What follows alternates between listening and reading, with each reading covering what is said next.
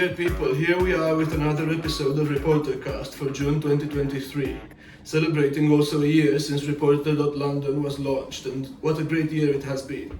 Probably the best and most interesting of my still short life of 12 years in journalism. Thanks to everyone who has been with us for this adventure.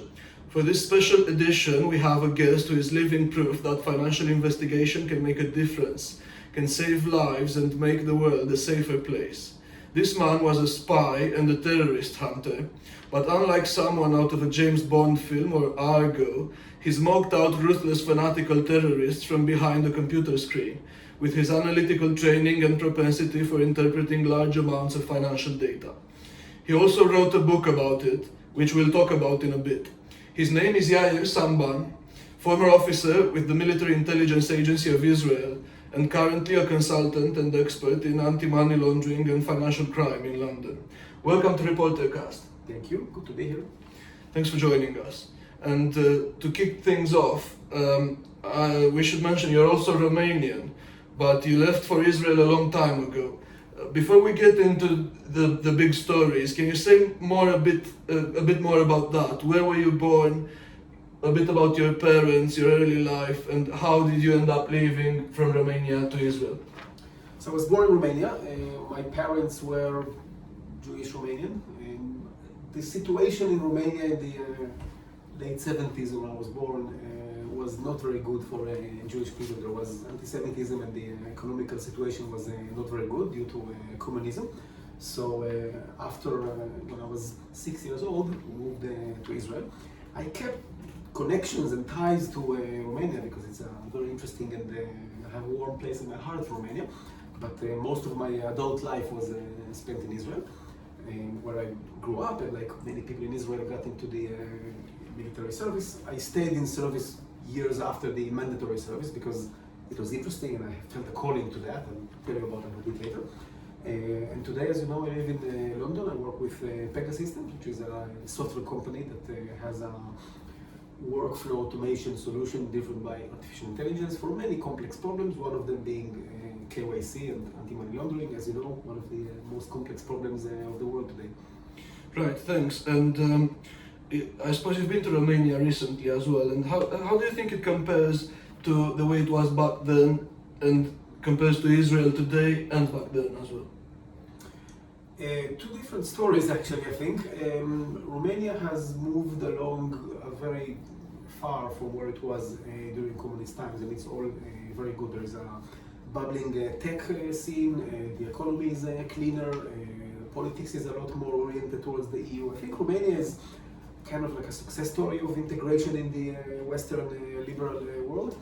There are, interestingly enough, pockets of people and political elements that are still part of the old school regime, but they are not operating like you see in further east and so on. So there's, I think, very little, comparatively speaking, in terms of economic criminality and so on coming out of Romania. Also, if you look at the researchers in the industry, Romania is not coming up strongly in those tables, which is good. I mean, I like it. When you come to Romania, you feel refreshed and energized, and it's a country that has a lot of future ahead of it. Israel, again, different story, but Israel is an immigrant country. You get people from all kinds of backgrounds, all of them united by the Jewish religion, but different ethnic backgrounds and so on. And also because Israel also has a large population of Palestinian Arabs, they have to make it work somehow. So there's constant jostling around and trying to understand how they work together and so on. Overall, again, I like Israel. It's my home country after Romania, so I think they made a huge improvement in the last 3 decades. Right, interesting, very interesting. And you mentioned a little bit about your career. Could you talk a bit about how you got into intelligence and specifically financial intelligence? And why did you want to fight the terrorists? Because in the Israeli army you have different options. You don't have to be in this particular branch of it.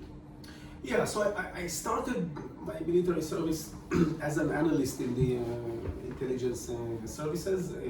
Most of that period in my professional career is shaded in security clearances and so on, so I can't talk too much about it, but you have to say that what the military was trying to do is to support the operations of the other branches of the Israeli security ecosystem with data and with access to computing power and people that powers this the more secret operation. So if a person goes across borders to do something directly with their suspects, they need a foundation of data. Who is doing business, under what cover, where is the money changing hands, and what's the intelligence picture. So I was responsible for creating this picture. My topics of study were different, so I moved between various terrorist organizations as my topic of study.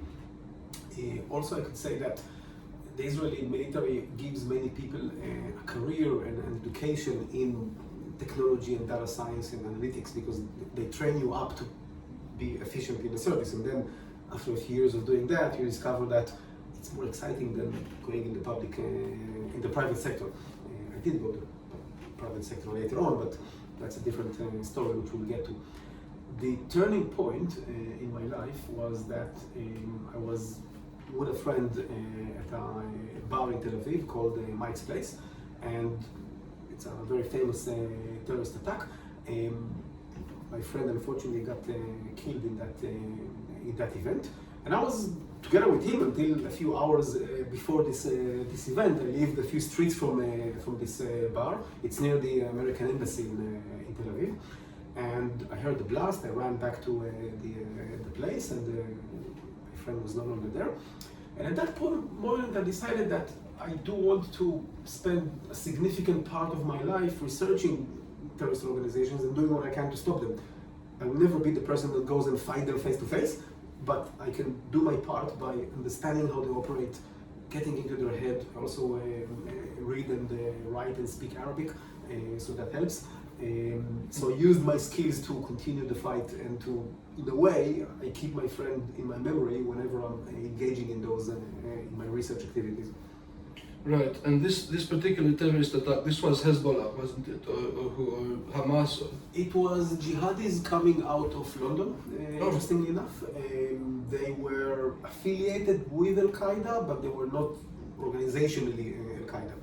And this is actually something very interesting, because the way the Islamic terrorist networks operate is that most of their foot soldiers are people that are like me and you, but they are being radicalized outside of the main operation centers of the terrorist organizations, like for example in England, and then they decide to come to places like Tel Aviv and bomb themselves. However, this is the story that we hear in the press and the news and so on, but where do these people get the training? How do they get the money to fly to the locations? I mean, not every person can buy a ticket to Tel Aviv and maybe use a false identity or something like that. So there are financial channels that feed money into those recruitment and operational channels, which I spent some time researching. And these are different across the different organizations, but back to your point, it wasn't one of the big known brands. It was a franchise operation of Al-Qaeda. Right. And you said before that your main opponents over the years turned out to be Hezbollah, and you ended up even testifying against them at some point in court. Could you talk a little bit about that, the parts of it that are okay to talk about in public, and could you describe Hezbollah, how they operate, what are generally their aims, and how do you think they should be stopped? So I testified against a cell that was funded and guided by Hezbollah. They operated under several levels of cover. So the people that are in the country operating under this organization, they did not have like cards that said, I'm a Hezbollah operative. They thought they had their own grassroots organization, but if you follow the money, which was always a good advice in these cases, you discover who was behind that. The point of that case was that if you look at the people's individual activity, that they go and study the Quran and go through some educational and charity activities. This is something that any person could do as part of their religious and political affiliation. But being funded by an organization like Hezbollah obviously has a different angle to it, and they're not funding you just for a charity operation purely. And this is, I think, the main point to be made here. The way Hezbollah operates broadly is the following, and this is something that is covered in my book as well. Firstly, they are a legitimate political party in Lebanon. So if you are a Lebanese citizen, you can vote for them in the elections, they can have ministers, they're part of the normal political system in Lebanon. They represent the Shia, who are the largest group of Muslims in Lebanon.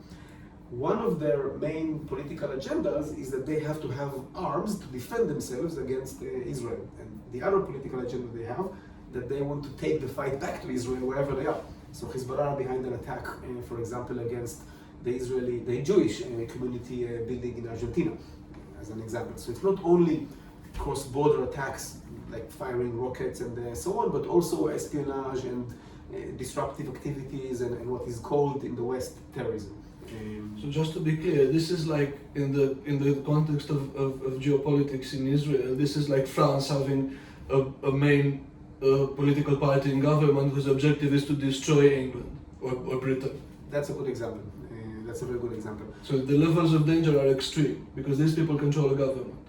They do, and the level of danger is also, from my perspective, from two perspectives. One is the intellectual level, so the leadership of Hezbollah, specifically Hassan Nasrallah, the leader, has a theory that Israel is like cobwebs, like a network of spider webs, meaning that if you strike it enough, it will decompose. It looks, Israel from his perspective, looks very antagonizing and so on, but actually it can be destroyed very easily. How can they destroy it? Because of their tight connections to Iran. So Hezbollah is funded by Iranian transfers of money and weapons, and this is also funding the international activity of Hezbollah. This is something that the US is also looking into. It's not only an Israeli pet project, but also something that US and Western governments are acutely aware of and trying to fight. So apart from Hezbollah using the Lebanese economy to draw resources, they also get funded by the extremist regime in Tehran, yeah. in Iran. Yeah. So they also have an objective of destroying Israel. They do, and they have an objective also of fighting Western presence in the Middle East broadly. And Western presence means mainly what we associate in the West as democracy, liberalism, clean economy, devoid of corruption, and so on. So, Hezbollah will not say we are for corruption, but they will work with the Iranian government, which has an agenda that is also against the West broadly. So they hate our principles and what we stand for. Absolutely. Right. And I wonder, I imagine there might be some young people who are still considering what to do in the future. When you catch someone like this, you catch someone who wants to destroy you, who murdered your friend, who murders innocent people, and you put them away in prison. How does it feel? How do you feel to have achieved something like that, and to know these people? You're probably also saving lives by stopping these people, saving them from being attacked in the future. These are some of the most dangerous people in the world. There is satisfaction that you've put some very dangerous people behind the bars. What is also satisfying is that you are, in a way, making it known, maybe not publicly, but at least the leaders behind those attacks know that you caught on with their methods and you know who they are, and there is someone looking at what they're doing. They're not completely able to hide behind the scenes. However, I must be honest with you, there's also a bit of frustration, because whatever you do, it'll be a drop in the ocean. It's not different than the overall fight against corruption and financial crime, because you can put some people behind the bars, but then there'll be more. So it never stops. It never stops, and they keep on innovating probably more quickly than the governments do. To give you an example, I did not find a way to operate directly against the same organization that took my friend's life away. I found ways to operate against Hezbollah and found ways to operate against ISIS and so on, but this particular cell is gone into the ether beyond the people that came to Israel. And this is, that is what happens with those terrorist networks. Right. They are underground, and unlike, I suppose it's worth saying, although it's probably obvious, unlike oligarchs and organized crime, they don't really like luxury. They don't spend a huge amount of money. They don't draw attention to their lifestyle in the same way. It's true, and this is, I think, the hardest part of dealing with terrorist networks, because they're not as visible as the oligarchs and the corrupted people, but they are obviously more dangerous because they can directly fund attacks. Yes, of course. And I suppose you mentioned frustration. Is this why you decided you should try your luck in the private sector and move to London? It was part of it. Another part of it was that at some point I got more interested in the banking and financial side of counterterrorism. So there is the operational side of where are the bad guys, how they're organized, and how do they make decisions, and there is the more financial side of what channels do they use, what payment technologies, and so on. I got more interested in the technology aspects of that. The move to London was part of my role at Chatagnier, one of the largest technology providers for financial crime. So I moved to the London office. London is, I think, the best place to be in terms of where all the lines get connected between the US regime, which is the most robust in the world in terms of sanctions and financial crime in a prescriptive way, and Europe and Eastern Europe, Asia, that is bleeding with different channels of illicit funding. So my professional development has gained a lot from being in London. Also, you can meet people that are like-minded, coming from different perspectives, like yourself and like other people that are fighting corruption and financial crime. Right. Well, that's interesting. That's very interesting. And I also spoke over the years with former police officers and other people who were on the law enforcement side, and they found the stakes lower in some cases in the private sector, and they found that difficult to adapt to. What's your view of that? How do you comment on that? I can relate to the fact that the stakes are lower in the sense of I'm not putting anybody behind bars. If I make a mistake, nobody will go to jail. It is a different environment. However, I think the intellectual complexity is much, much higher, because you need to deal with not only the fact that you are operating on a very large and difficult problem, but also your funding is finite. So you need to also have a source of funds for what you do. And you need to convince people, decision makers, that this is something that is worth investing on. To give you one realistic example, something I'm very passionate about, what is the incentive for banks to invest in customer technology solutions and artificial intelligence and all of that? Their incentive is to stay out of fines and to stay out of any regulatory activities. But if the regulator is not aware of what they're doing, then they can continue doing what they're doing. And not because the banks are evil, that they're just there to do business, but unaware, not paying attention to much of that, they can introduce quite a lot of criminal activity and terrorist activity into their systems without being aware of that. And when they become aware, it's too late.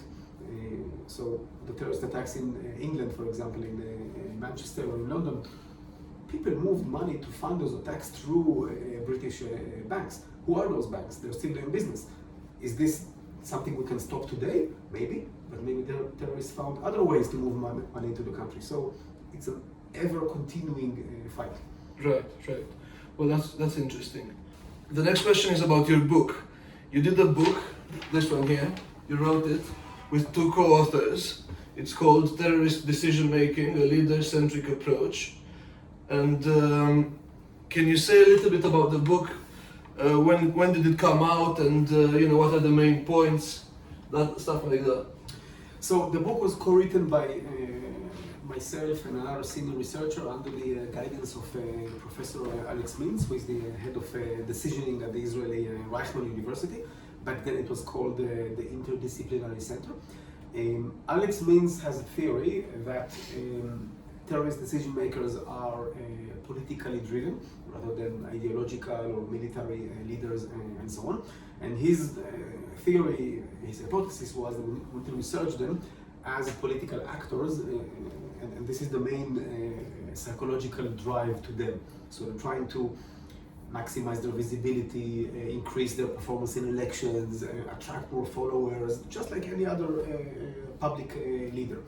The topics of research of the book, and what I covered myself mostly, was Hezbollah again, Hassan Nasrallah, which is, I think, a very interesting case in point. He has to continue winning elections in Lebanon.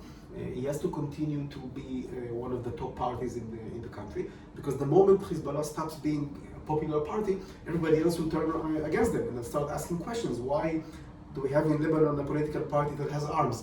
But if Hezbollah is too strong to be taken out, then they can continue doing what they're doing. So his main motivation, for example, this is one of the conclusions of the book, his main motivation to go for an attack against Israel or to refrain from attacks against Israel, to operate against ISIS, for example, Hezbollah fought against ISIS in Syria, was to be seen as protecting the Lebanese population. He was to be seen as a hero by the Lebanese.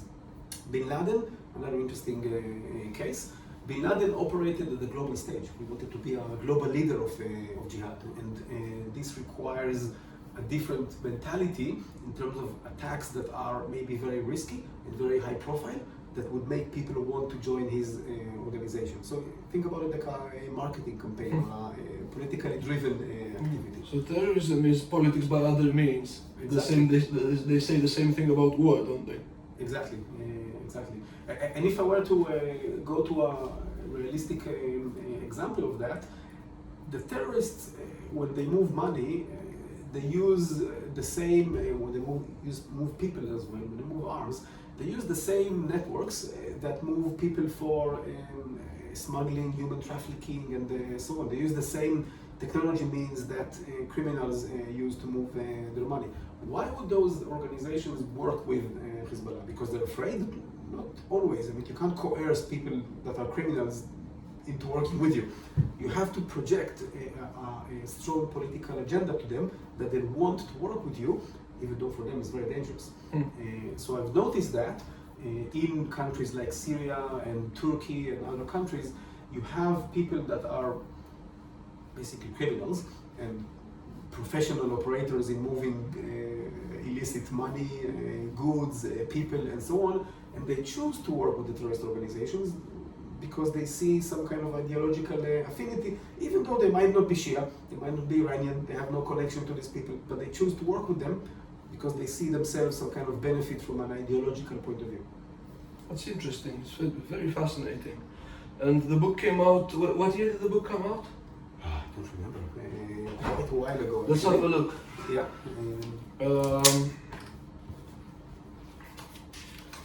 It came out in 2020, so almost 3 years ago. Mm-hmm. So in the 3 years since, there have been still a lot of terrorist attacks, but ISIS hasn't been as big. So what else has changed in your approach to hunting terrorists, to stopping terrorism finance in the private sector? What are the latest moves that you're making? So what has changed since 2020? Mainly ISIS is operating in a different way right now. It's no longer run by a centralized organization.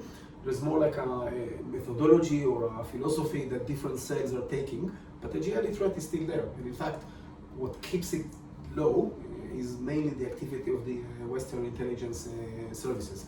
But they're still there. And if you look at, for example, Afghanistan, the withdrawal of the West from Afghanistan will end up in an economic destabilization of the country, which will introduce the potential of another jihadi resurgence out of Afghanistan maybe in the future. So what has changed basically is that we have a more deconstructed enemy, rather than you can paint a target and say this is ISIS, but now we don't know where they are, which is a bit more like the corruption and the financial crime. There are organized crime organizations out there, but you can't always tell where they are, who's working for them, what's their label, and so on. So terrorism is a bit like that today.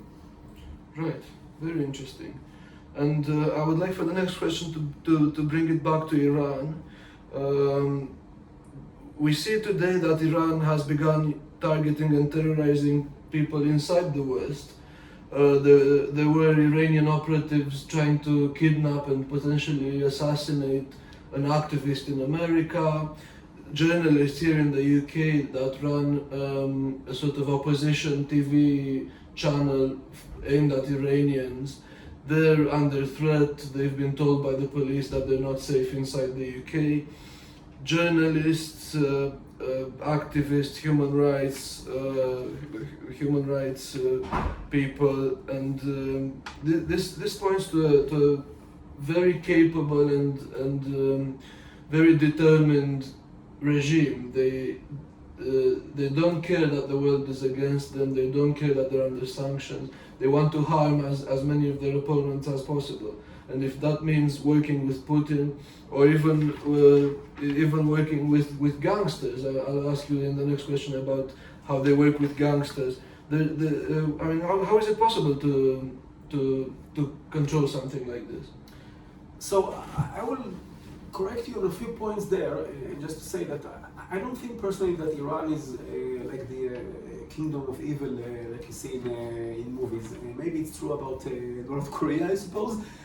There are elements in the Iranian establishment that are very, very strongly Islamic and very, very strongly for Islamic revolution across the world, and these elements are also jihadi rather than Islamic. Correct. Yeah.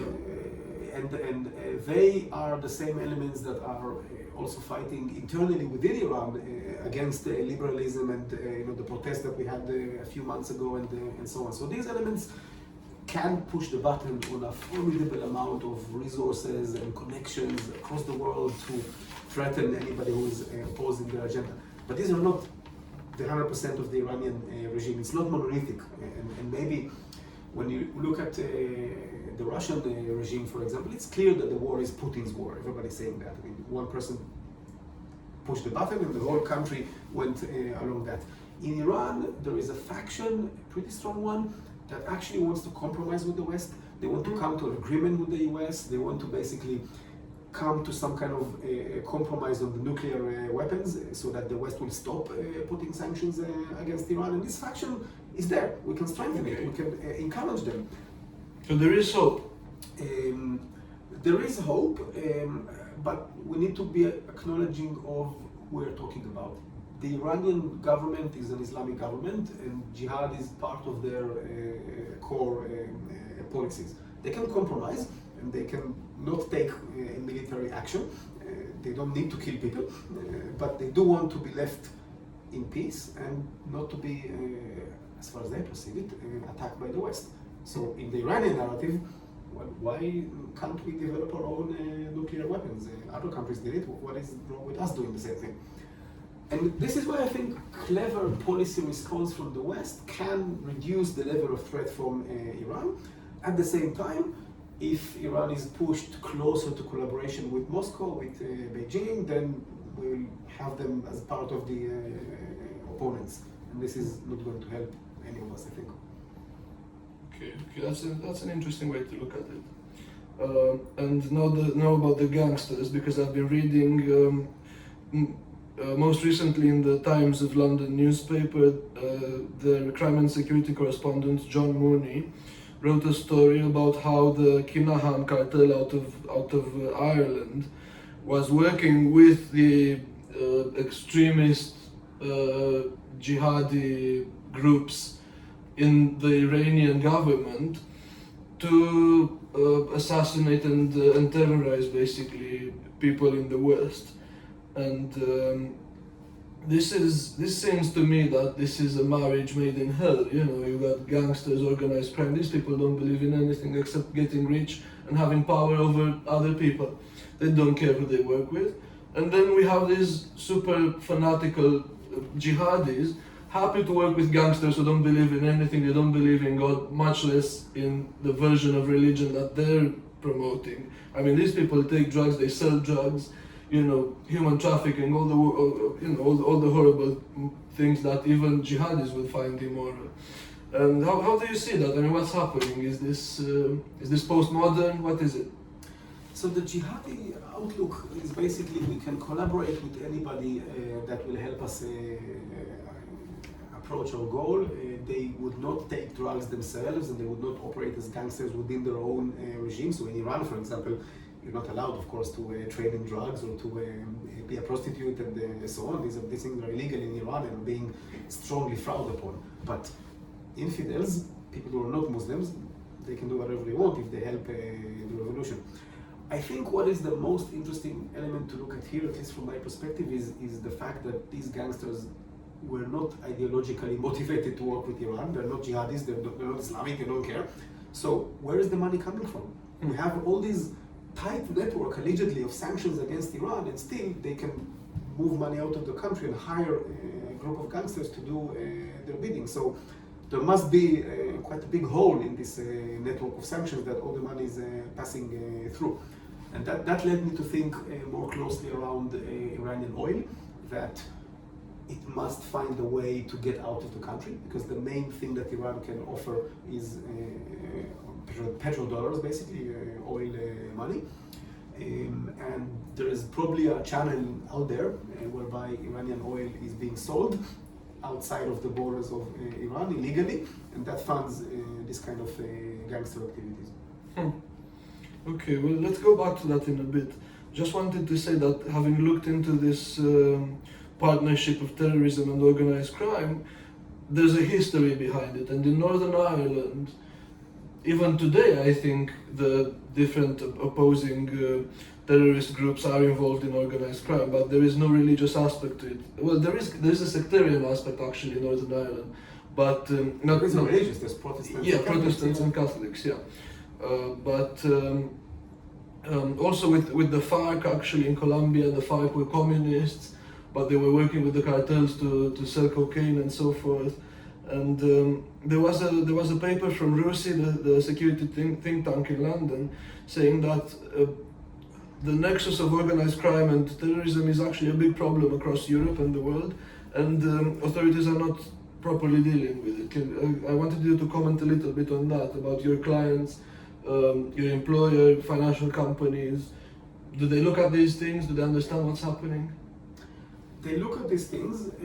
I don't think any one faction understands what's happening. However, there are some success stories and some challenges as well. So, my own company, Pega, creates software for Know Your Customer.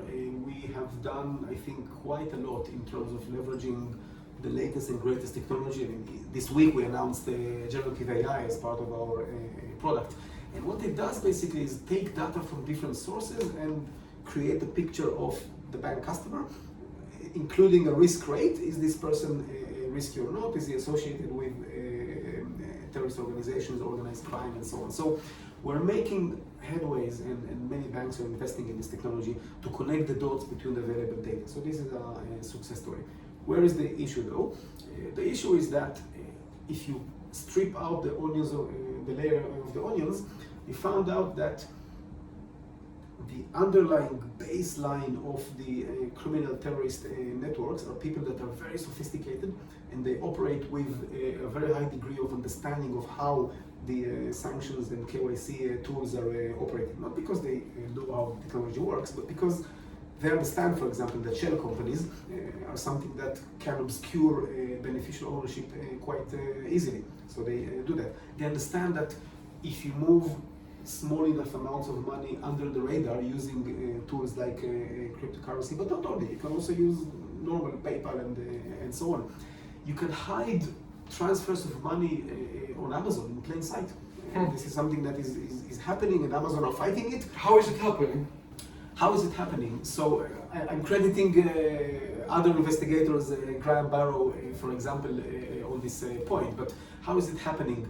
If you look at a site like Amazon or eBay, you find that you want to buy, for example, a headset. The headset costs $30. But if you look at all the different types of headsets, there are also headsets of $5,000, the same headset. Who would buy a headset for $5,000 if it's there for $30? The The answer is You buy it because you want to make a specific transfer of money. a predefined buyer and seller would buy that $5,000 headset, and this is one piece of And in money the- laundering. That's fantastic. And in the the papers, it will show as though someone sold a fantastic piece of technology. Nobody will think it's money laundering. Exactly. And what the terrorist organizations are doing, and like you said, they've been doing that for years, it's not new, is collaborating with the criminal elements. I can spend the whole day explaining how it works, but largely they collaborate with the criminal elements. They create a layer of separation between themselves as the Hezbollah organization itself and the criminals. And then what law enforcement has as a problem is the people they catch are like small fish criminals. Nobody will pay attention to a person that moves, I don't know what, $1,000 from here to there, even if they're doing it illegally. But the move of those sums of money is funding a bigger attack further down the line. So this is the challenge here, the separation between the part of law enforcement looks after terrorists and the part of law enforcement looks after criminals. The connection between them is much more difficult than the terrorists coming and talking to the criminal elements again in Turkey, in Syria, in all these countries. Right, okay. And let's go back to the oil a little bit. You said oil was one of the main sources of currency for Iran, and although the West shouldn't be buying it, obviously we're some way buying it. And I think this is what's happening with the new best friend Vladimir Putin as well. Vladimir Putin isn't supposed to be selling oil to us under sanctions, but the oil comes here and we buy it. So how does that work out? What can we do? The way it works out is that, like I said, Iran has different faces, like Janus, it has, or Jekyll and Mr. Hyde. It has the phase that it comes to the West with an offer of compromise, and the offer of compromise might be, let us sell a little bit of oil so that we can feed our population, because people in Iran are hungry and the economy is crashed and so on. And in return, we will let you inspect our nuclear sites, or we'll come to Geneva to a conference on compromise and so on. The oil that is being sold, is it Iranian oil? Is it Russian oil? Does anybody know? It's oil. Nobody knows which pipeline led this oil.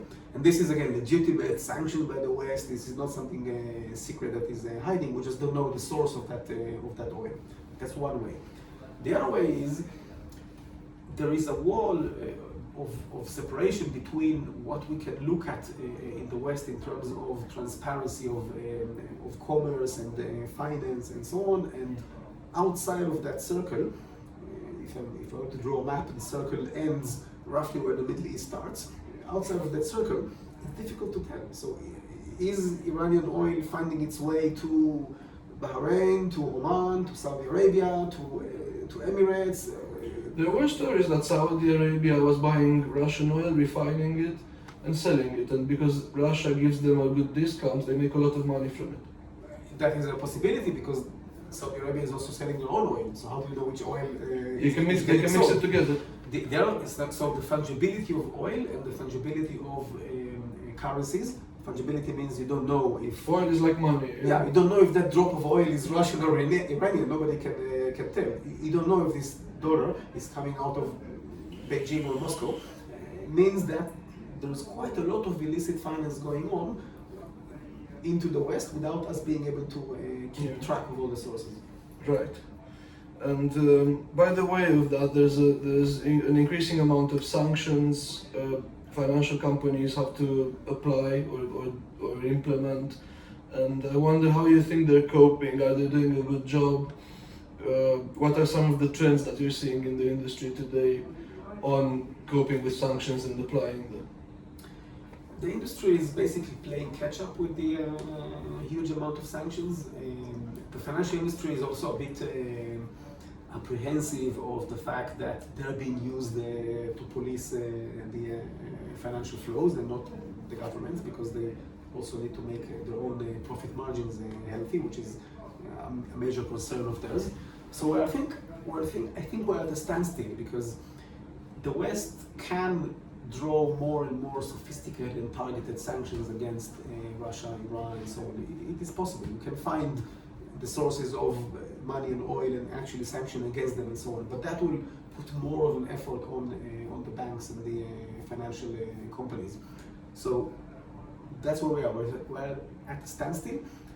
My own prediction is that increasingly the financial companies will find better tools using, again, artificial intelligence, clever data analysis, and so on, to get on top of the sanctions at some stage, guided by government think tanks and so on. So I think we're winning the war, but it takes a lot of determination and dedication, and the bad guys are also innovating. So you don't know what's the latest thinking in Moscow or in Tehran at this point. Right, so I can see there's a bit of noise in the hallway from people rehearsing. So I think before they start properly rehearsing, we should bring it to a close. So you personally, are you going to continue your career? Are you going to continue writing? What are your plans for the future? I think I'm married to firstly my loving wife, but secondly to this topic. So I plan to continue operating in this space and being at the junction of technology and illicit finance, financial crime. One particular item I'm looking at more and more is sustainability and proper governance, because I'm coming to understand that you can have access to all the technology tools in the world, but if you don't have the right heart in your organization, you don't have the right principles behind you, then you will not implement them properly. That's one thing with the SARS, yeah, because if a SAR is created properly and if it's explained properly, then it becomes a tool to potentially give enough evidence for someone to be convicted of a crime. But if a bank or a fintech or whatever files 5,000 SARs a day just to cover their own activity, and they don't really care what the information is used, or is it useful even, they don't care if the information is useful, then you can't, you're just running in circles, you can't come to a good conclusion. I think one very good thing that the UK government is doing is looking at regulation of AI in a productive way. So they're looking at adopting artificial intelligence and using those technologies as part of their regime, because they understood in the UK that you can't regulate everything to the last degree. So much dark money has already found its way into the UK that what you need to do now is use clever tools to find it, rather than closing the gates. It's too late. Yeah. So by the way, SARS are suspicious activity reports, just in case. So you think suspicious activity reports and artificial intelligence are going to be blended together somehow? I think they'll be blended together. I think suspicious activity reports will change by nature. I'm surprised they haven't yet been reformed, but it's an international standard at this point, so you can't change them only in this country. But the SAR system specifically is not really working. I mean, law enforcement use that because that's the best they have, but what they really rely on is whistleblowing tips, exposés in the press, their own covert intelligence. This is what they're actually relying on. The SARs are mainly used to bolster that with something from the financial organization. It's a bit of a waste. Given the amount of money that goes in the SARs, which is probably like over 10-15 billion a year, that's a problem. That is a problem, yeah. Okay. Well, on that note, thanks again, Yair, and good luck with everything. Thanks to our audience. And we'll be back next month. And we're still working on the weekly format to break down the top news. Hopefully this summer that's coming too. All the best. Thank you.